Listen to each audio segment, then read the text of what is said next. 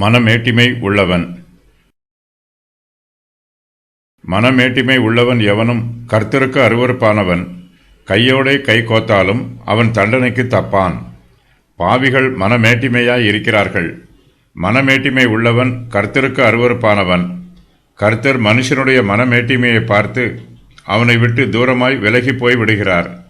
மனமேட்டிமை உள்ளவன் தன்னுடைய சுய பலத்தையும் சுய பராக்கிரமத்தையும் சுய புத்தியையும் நம்புகிறான். தேவனுக்கு எதிர்த்து நிற்கிறான். மனுஷனால் தேவனுக்கு விரோதமாய் எதிர்த்து நின்று ஜெயிக்க முடியாது.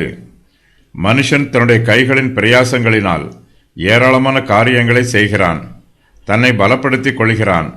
தான் பலப்பட்ட பின்போ அவனுக்கு கேடு உண்டாகும் அளவும் அவனுடைய இருதயம் பெருமைப்படுகிறது.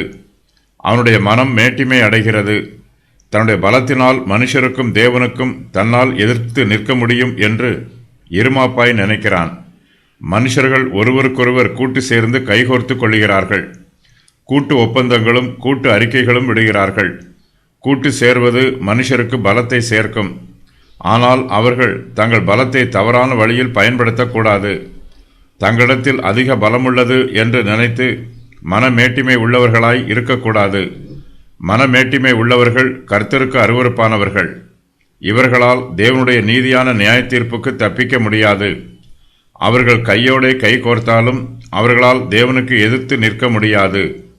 தேவனுடைய தண்டனைக்கு தப்பிக்கவும் முடியாது.